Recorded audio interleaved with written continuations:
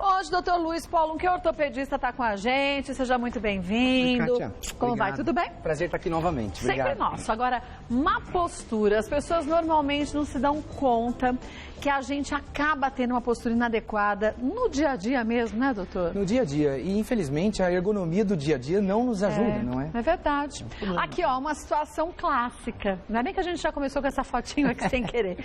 Sentada na frente do computador, com só uma parte do bumbum apoiado na cadeira. Uma perna esticada e a outra dobrada. É uma postura, infelizmente, comum, né? Ela foi feliz na fotografia em fazer tudo errado, né? Foi feliz em fazer tudo errado, foi bom, né?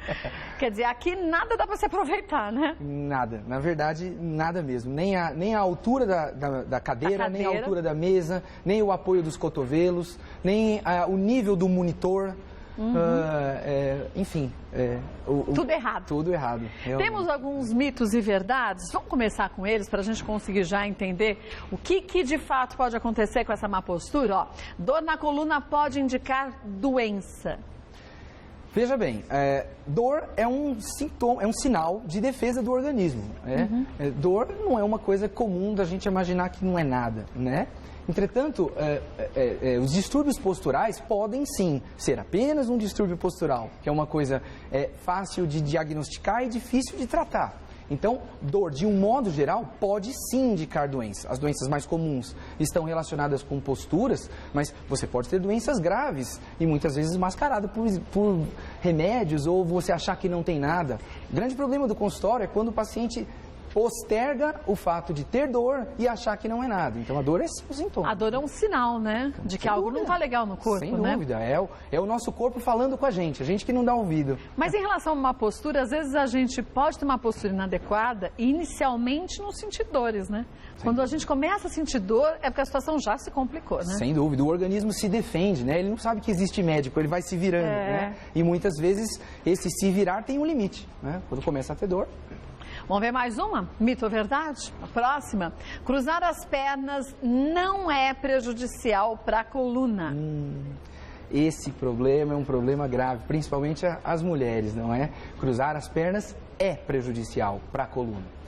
Essa atitude de cruzar as pernas desequilibra a bacia. O quadril, né? O quadril. E aí a coluna passa a ter um desvio para tentar compensar esse desalinhamento. Então, permanecer muitas horas, é claro, não é que não pode cruzar as pernas, mas ter o hábito de permanecer muitas horas com as pernas cruzadas realmente é prejudicial. É que normalmente a gente não só cruza as pernas, mas a gente roda o quadril. Sim.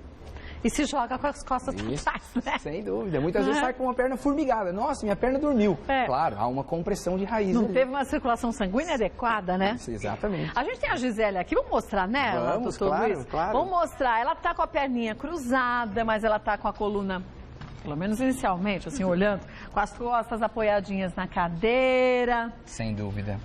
Apoiar os pés dessa forma, com perninhas cruzadas. Está sendo certo? Está sendo ideal ou não? O que acontece é assim, inclusive nós simulamos aqui uma ergonomia de uma estação de trabalho em casa, né? Então assim, nós temos alguns pontos de vista importantes. O primeiro é o apoio da coluna na região cérvico-dorsal, não só da lombar. Então, o ideal seria que nós tivéssemos uma cadeira um pouco maior, para que nós tivéssemos o apoio completo. Isso. Tá. A mesa e a cadeira, elas têm que conversar em termos de altura.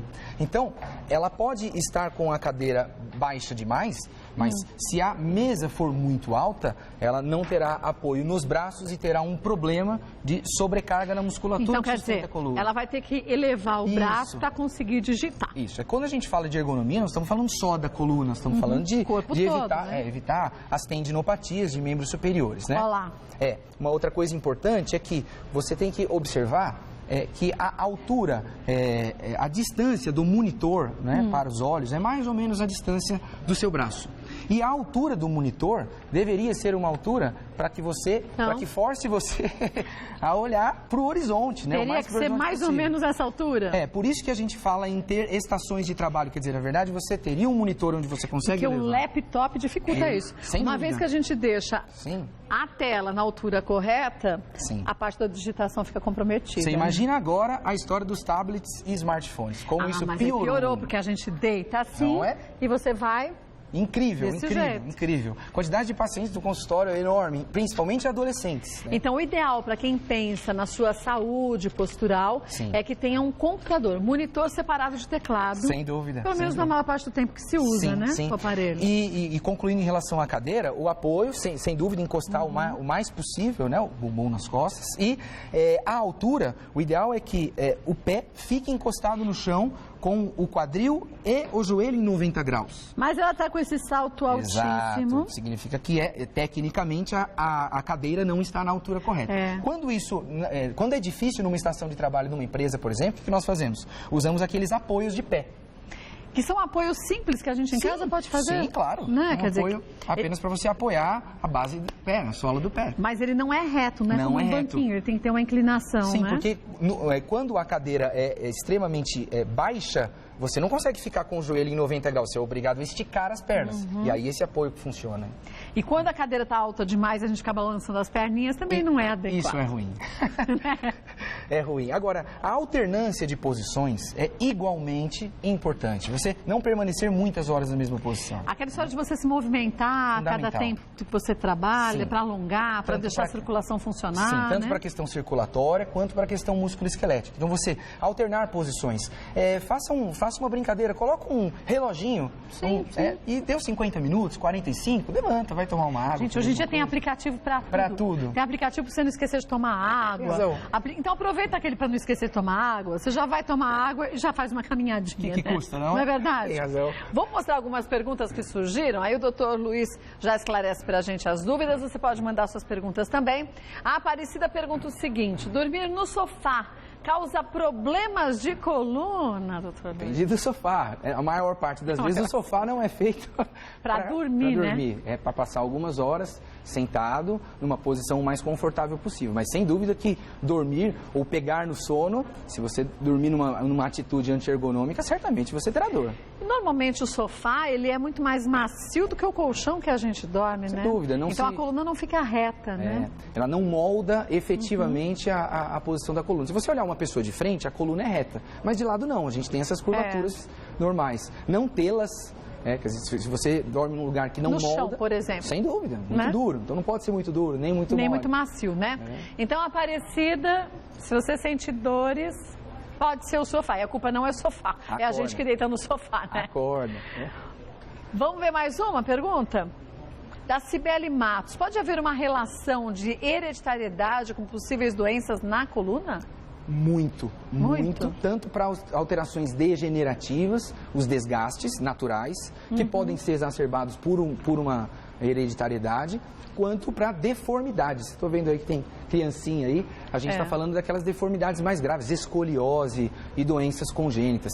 Há vários trabalhos científicos que mostram um grande fator de hereditariedade. Então, mamãe, papai, tem dor nas costas, tem problemas, pode procurar para a gente, pelo menos, fazer uma avaliação. Agora, às vezes a família toda tem dores nas costas por excesso de peso. A obesidade modifica o eixo também de equilíbrio do corpo, né? Com certeza. É um dos grandes problemas, na verdade, é um problema de saúde pública. Né? O sobrepeso, ele realmente altera a biomecânica da coluna. Só para você ter uma ideia, a formiguinha carrega 10 vezes o peso dela, numa boa. O ser humano não pode carregar mais do que 20% do peso dele. Se a pessoa tem mais do que 20% do peso ideal dele, qualquer obeso tem isso, então já viu, né? Agora imagine uma criança que pesa 30 quilos e a mala escolar pesa muito mais do que a capacidade que aquele corpinho pode carregar. Com o passar dos anos, isso vai trazer prejuízos sérios, né, para a criança? Claro, principalmente se a forma de carregar aquela mochila está adequada. inadequada, A né? gente sabe que as crianças não gostam da história da rodinha, mas a rodinha é a melhor alternativa, sem dúvida. Aí você vai conversar com algumas crianças, elas dizem, mas o meu colégio tem escada. E aí a gente vê que na escada também, se a criança vai tentar pegar a mala pesada, ela tende a jogar o peso para o lado contrário, o corpo do lado contrário do peso, né? O que Sem também dúvida. prejudica a Claro, coluna, com né? certeza, sem dúvida. É um problema. Nós desenvolvemos, a Sociedade Brasileira de Coluna sempre desenvolve programas justamente com o objetivo de orientar escolas, educadores físicos a fazer exames clínicos simples de serem feitos em crianças para ver se não tem deformidade. Isso traz um benefício ao longo dos anos muito importante. Então é sempre importante ter a orientação, seja num consultório, seja com um educador físico, da melhor forma de você saber se a criança tem alguma alteração postural.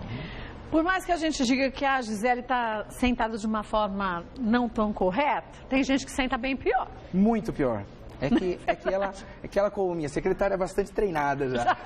Até para ela errar tá difícil. Exato. Mas tem gente que mesmo no consultório, mesmo no trabalho, põe o pé na cadeira e senta com o bumbum em cima da perna. Nossa, isso é muito comum. E aí fica formigada a perna, a pessoa não sabe por quê. É uma coisa impressionante. Né? Além de ter uma torção, porque você torce a bascula perna. o quadril. Não é? Altera o eixo da coluna, é uma coisa impressionante. Isso pode fazer muito mal, né? Sem dúvida. Vamos para mais uma pergunta? Vamos ver de quem é? Kátia Michelin. É verdade que as pessoas que têm problema na coluna não podem praticar corrida? No meu caso, eu tenho hérnia na lombar. Ok.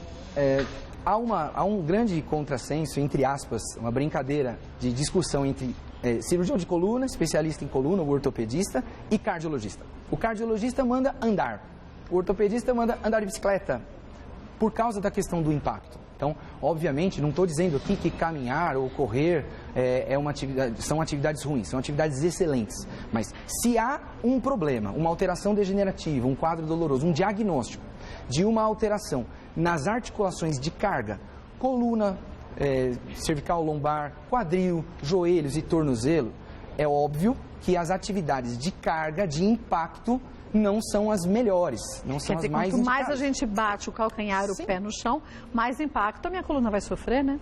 É natural. Na verdade, a hérnia que ela colocou, isso é um assunto extenso, amplo, né? Mas é um deslocamento do disco, que é uma bolachinha recheada, né? E ele fica chapado. Cada vez que você pisa no chão, você faz um atrito naquele disco. Então, é uma estrutura que sofre com atividades de impacto. E a corrida, sabidamente, é uma atividade de impacto, mesmo com um tênis adequado e com um preparo físico adequado.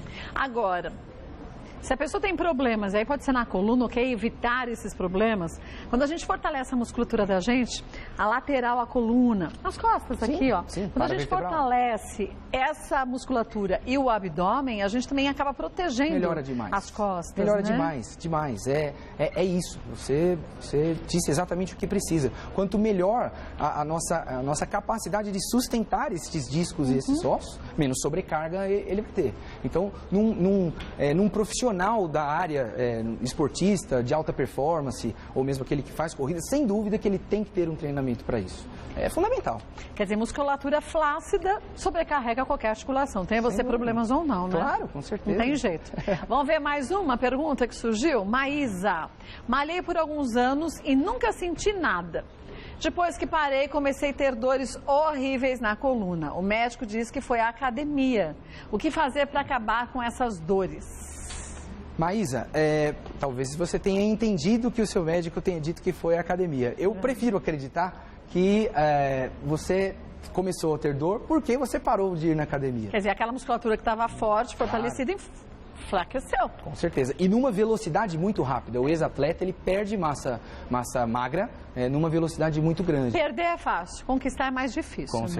Com certeza. Então, assim, Maísa, tente retornar a uma prática física leve, gradual e progressiva após uma avaliação médica. Tenho certeza que você vai melhorar a sua dor aí, com certeza. Agora, assim como a gente perde rapidamente esse tônus muscular, parece que o músculo da gente também readquire aquela memória mais rápido. Quando você começa uma atividade física que você nunca fez, leva, sei lá, 1 ano para você começar a sentir visualmente uma diferença. Depois você para um tempinho e volta, em 4 meses você vê que você fala, nossa, mas como melhorou? Sim. Né? Quer dizer, o corpo também tem esses dois lados, sabe? Nosso organismo se defende de qualquer coisa que a gente faça, contra ou a favor dele. Ele vai sempre ter um mecanismo, e normalmente são reações químicas. O organismo ele vai se moldando aquilo que a gente é, na verdade. Se você tem um hábito postural e de atividades de resistência física contínua, que você herdou, que você vem fazendo, jamais você terá problemas. Vamos ver mais uma pergunta? Da Daiane de Fátima. O medicamento antidepressivo serve para tratamento de doenças na coluna vertebral? Puxa, é uma pergunta bastante interessante. Daiane, obrigado. Olha só, depressão é uma doença como qualquer outra, que requer tratamento como qualquer outro. As doenças depressivas causam dor em qualquer parte do corpo. E muitas vezes são dores intratáveis, dores de difícil tratamento. Em alguns casos, nós fazemos uso de medicamentos que têm uma característica antidepressiva para tratar, inclusive, da intensidade da dor, para que diminua a intensidade da dor. Então, muitas vezes a pessoa, ela tem um problema orgânico na coluna, uma doença de disco, como a outra moça citou, ou uma outra deformidade, tem dor, mas está numa síndrome depressiva. Essa dor se potencializa de uma maneira importante. Então, só para deixar claro isso, nós não sabemos muito bem por que isso acontece, mas vamos fazer o seguinte, Kátia, vamos pensar o seguinte. Você está com muita dor e hoje você está mal-humorada.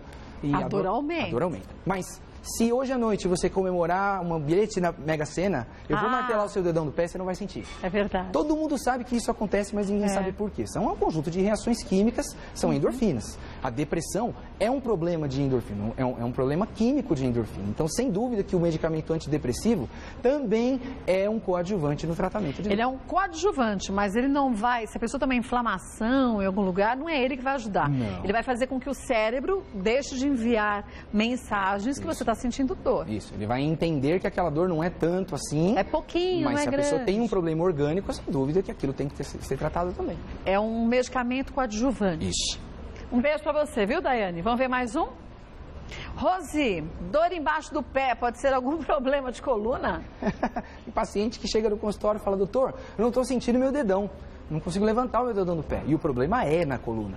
Na verdade, tudo que acontece da cintura para baixo, sentir e mexer, tem sede, tem origem na medula espinhal e as raízes que emergem da coluna. Uma alteração, um quadro de dor no pé, mesmo que seja exclusivamente no pé, pode sim ser um problema na coluna. Não estou dizendo que sempre é. Mas há problemas pode específicos. ser. Claro, pode ser. Existem alguns pensamentos de alguns nervos que deixam de irrigar. Eles deixam de Inervar, né? Sim. Alguns órgãos a gente pode ter sentir dor num órgão, não tem nada a ver com a saúde daquele órgão em si. Perda né? de força ou perda de sensibilidade no dedão do pé. Você até anda e arrasta o pé, você não consegue levantar. E acha que o seu problema é no pé. E não é. Então, não ser. Rose, tem que buscar um médico para saber direitinho qual é o seu problema. Dúvida, sem Essa dúvida. história de usar o anti-inflamatório que anos atrás o médico te receitou e você já sabe o que você tem, isso é furada, porque isso acaba camuflando os sintomas, né? Esse é o grande problema da automedicação e parece que o brasileiro ele foi culturalmente imbuído dessa ideia da automedicação. Isso é uma coisa que a gente precisa combater. Bom, volta e a gente continua. Tem muita coisa pra gente falar ainda. Vamos mostrar, gente, o jeito certo. Quer dizer, tem mais um monte de dúvidas, né? Vamos para mais uma aqui. E é bom, gente, isso aqui é prestação de serviços. A ideia da gente é que quando você chega no consultório, você já saiba o que perguntar. Não tem que ter vergonha, né, doutor, Luiz, de fazer suas perguntas, claro, né? Esse é o objetivo, orientação. É orientação mesmo. sempre, ó. Sem dúvida. Minha xará, Kátia, pergunta o seguinte. Depois que tive filhos de parto cesárea, sinto muitas dores nas costas. Por que será? Isso é normal? Algumas pessoas, principalmente mais antigamente, associavam a anestesia à dor nas costas, a pós-parto, alguma coisa nesse Aquela sentido. anestesia hack, né? Que as pessoas O falavam. que acontecia é que a agulha, há muitos anos atrás, era mais calibrosa e realmente ela machucava os ligamentos, podia acontecer. Hoje em dia isso praticamente não acontece. O mais provável, no caso da Kátia, é que ela tenha desenvolvido algum tipo de frouxidão muscular na parede, tanto abdominal quanto paravertebral, que é aquilo que você citou, após esses partos.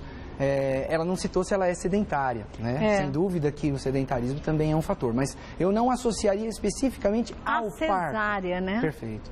E mais a flacidez que ela pode ter adquirido. É o mais provável. Ou excesso de peso durante a gravidez. Sim, também. lembrar que a sobrecarga existiu e ela foi uma sobrecarga localizada. Que tira o equilíbrio, o eixo de equilíbrio do corpo, altera né? completamente o eixo. Vamos mostrar ali, Claro, doutor? claro. Porque, olha, eu acho que um dos momentos que a gente mais peca quando o assunto é postura é na hora da gente levantar um peso. Sem dúvida, muito legal. Normalmente, o que a gente faz... E agora com essa história de economia de água, balde pra lá, balde pra cá, a coisa tá uma loucura. Tá complicado. Qual a forma errada e correta da gente levantar um peso? Essa maquete é legal porque ela justamente coloca uma situação do cotidiano, que é quando você tem o hábito de, ao erguer um peso, seja ele de qualquer intensidade, de qualquer tamanho, você distanciar-se do corpo. Então, esta é a forma errada né, mostrando exatamente a distância entre o tronco e o peso. Quer dizer, eu estou com o meu peso numa distância muito grande do meu tronco. Quando eu levantar isso aqui, eu vou sobrecarregar toda essa região, Sim, né? e é muito legal porque você consegue perceber nitidamente a sobrecarga. Olha lá. Olha lá. Você consegue ver direitinho o que está acontecendo. Veja né? como aqui abre. Com a coluna da gente vai acontecer justamente isso. Exatamente a mesma coisa. Né? Quando você aproxima o peso do seu eixo, olha lá. Tecnicamente, você deixa a coluna numa atitude postural o menos traumática possível. Ela fica alinhada, né? Exato. Essa maquete ela só tem um defeitinho, né? Que ela não dobra o cotovelo. Porque o ideal é você aproximar, dobrar, fazer a força, usar o bíceps, aproximar da sua linha. E depois levantar. E aí, exato. Mas mesmo assim, a sobrecarga é muito menor. Ela é circunstancialmente menor. Agora, a gente está falando disso aqui, gente, de uma situação. Imagine você pegando dia a criança. Dia. Não é? Várias vezes ao dia. Impressionante. Pega balde, pega vassoura, vai limpar, vai varrer de uma forma inadequada, sem ter errado. Não tem como depois a gente não ter dores, né? Às vezes você pega sem erguer, você já pega e roda o tronco. É verdade, faz essa rotação ainda pior, rotacional né? ainda pior. Olha, vou passar os contatos do Dr. Luiz Polon. É Polon, né? Polon, isso. Para você poder ter aí mais informações, no site dele tem também muitas ideias boas de como você simplesmente mudando algumas situações do seu cotidiano, você passar a ter mais saúde. Acessa lá www.drluispolon com 2 L's e N no final.com.br. Dr. Luiz, claro que volta ao Mulheres querendo sugerir aí um tema da ortopedia. Fique à vontade. Obrigada mais uma vez. Prazer Boa tarde. Sempre um bom estar aqui, viu?